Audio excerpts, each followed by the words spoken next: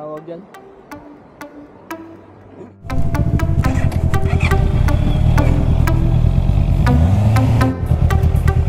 Ano ba itong tinakbo natin na ito? Buti na lang maganda yung gulong natin at makapit. 24 kilometers yata rin kalsadang Ganare. Huy, Diyos ko po. O yung nag-message, sabi kasi mauna na daw sila, kala ko nga antayin tayo. Nung dumating ako dito, sabi nung gas boy, umalis na raw mga alas 4. Eksakto silang alas 4 umalis. Hindi ko naman nabasa yung message kagabi, Dre. Ako nga, nabasa ko ni mga banda alas 3 na. Nakatulog na ako, nagising ako ng 3:15. Doon ko lang nabasa, nagmadali na ako kasi naka-alarm ako ng 3:15. 3:30.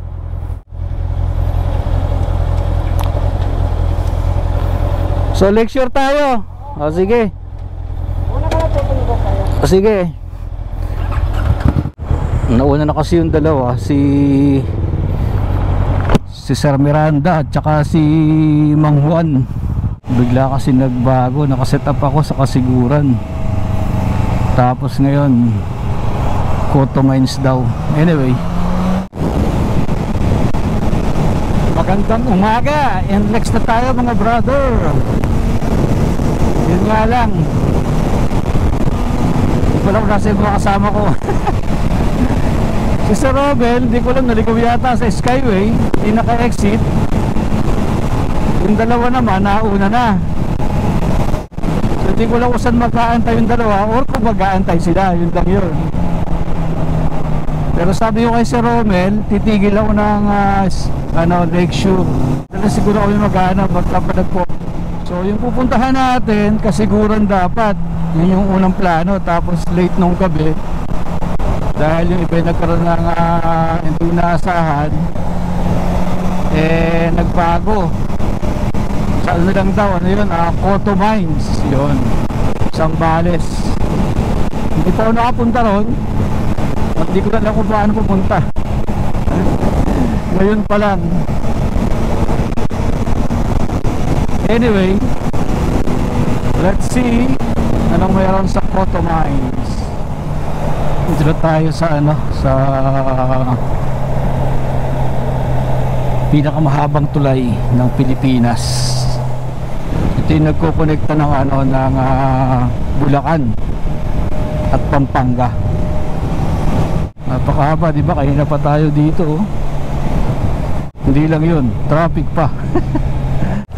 Patay tayo, traffic.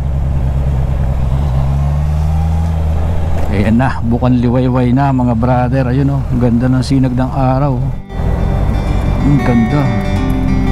Hindi ko lang kung kita dito. Ganda.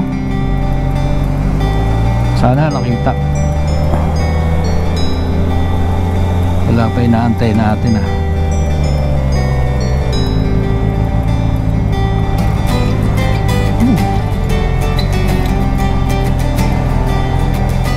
And yun nga, after ilang minutes nagkapangitan kami dito sa Lake Shore.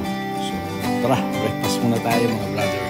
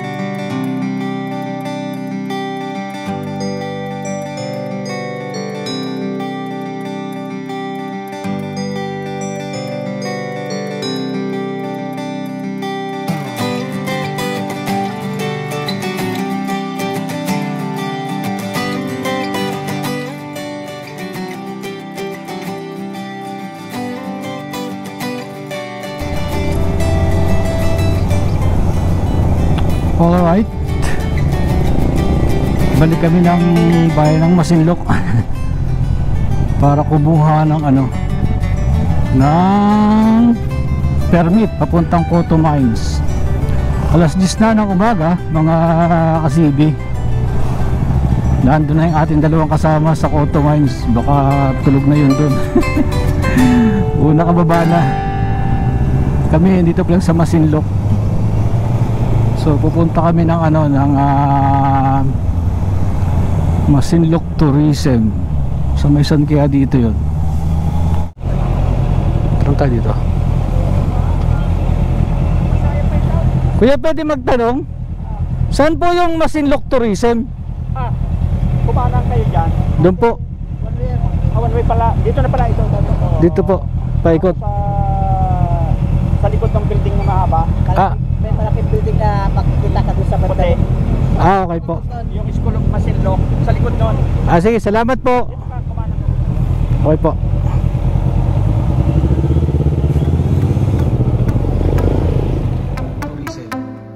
Yan, meron registration. Ikaw na. Pakalaman mo.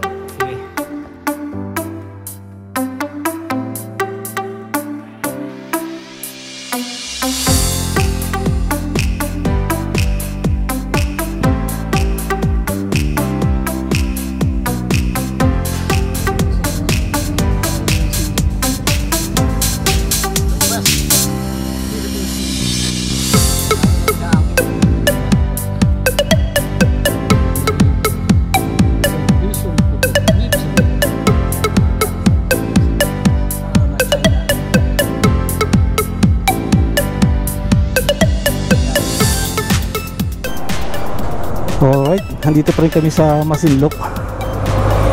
Nag-early lunch kami dito sa Binalot Corner. And then ngayon, diretso na kami ng Cotto Mines.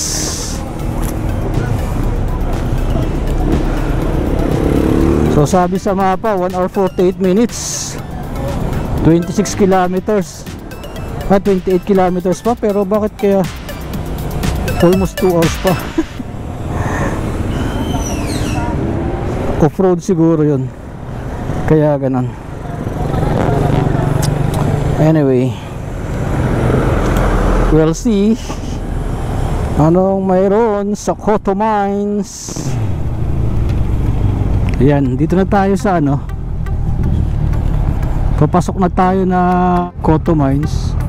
Base kay Google, 1 hour 40 minutes pa. Grabe.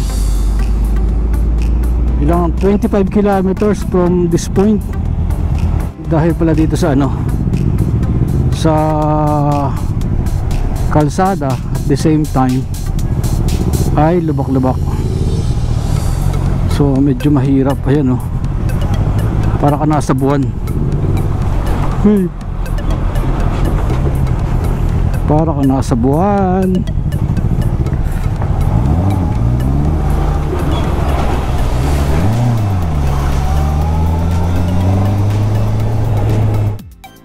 Dito yung checkpoint. Magkasama kami. Meron dito checkpoint para checkin yung permit na kinuha naman dun sa sa may Masinloc Tourism. Yan, kasama natin. Hindi naman wala. Okay na. Okay. Salamat. Salamat. 10 pa lang sir, 10 pa lang. Yan, paakyat na tayo ng bundok. Ang off-road, ang bira.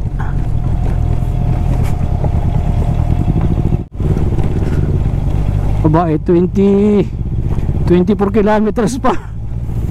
24 kilometers yata rin kalsadang ganare. Yun. Dug-dug. Grabe. 24 kilometers na off-road. Kaya naman pala ang sabi ni Google ay 1 oras. Napasubo na naman si CB. Sa bagay, yung nasa likod natin, Ninja. Ninja 650. Buti na lang maganda yung gulong natin at makapit. Kung hindi, magdadagasa ka dito, sabi nga ng mga Batanggenyo. Uy, Diyos ko po. Napakadulas ng kalsada, grabe. Nainiwala na ako kay Google. 2 oras.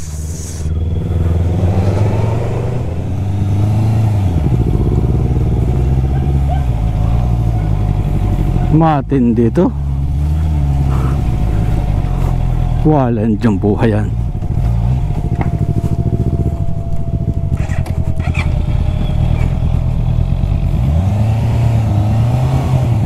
Namatayan pa. Namatayan pa tayo sa putikan.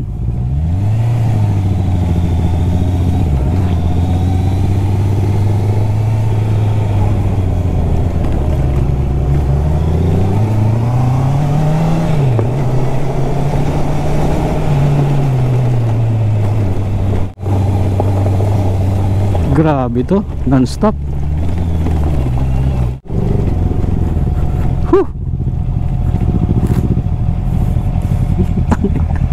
Tama nga sabi. 17 kilometers pa. Puta. Tama sabi. Tama, Dre. 2 oras, Mike. 2 oras. Ito na pagod. Ano ba itong tinakbo natin na ito? Una ka. Ayan, yung ating kasama. Naka, ano yan? Ninja 650 yan. Grabe, oh. Karipas pa din kahit sa, ano, sa lubak.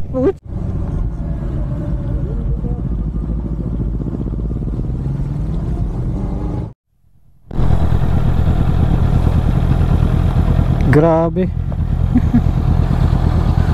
Sino may sabing sports bike yan? Walang sports bike na nangyari sa atin. Scam ride. Scam ride. Grabe, oh. Sino may sabing sports bike ang Ninja? Utsa. Grabe naman to.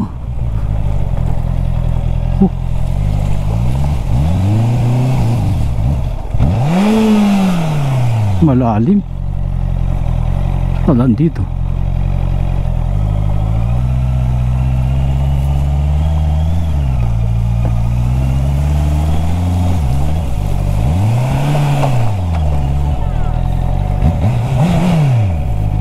Grabe yun. 21 minutes. Ay, sir. Malayo pa, sir? 4 kilometer na lang po. Grabe, layo. Ayaw ka na?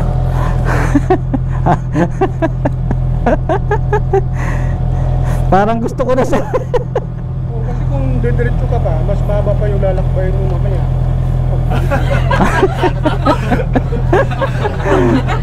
Parang hindi ako na-motivate doon, ah.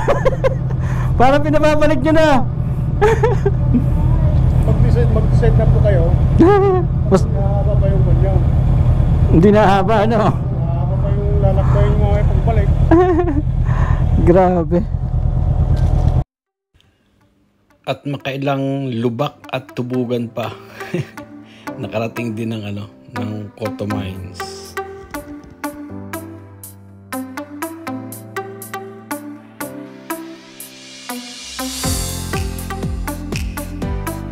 Diyan?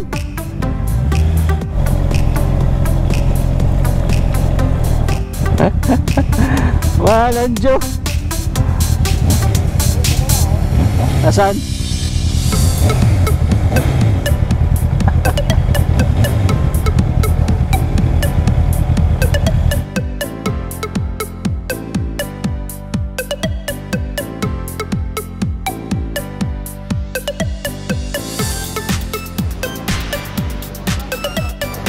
Ha?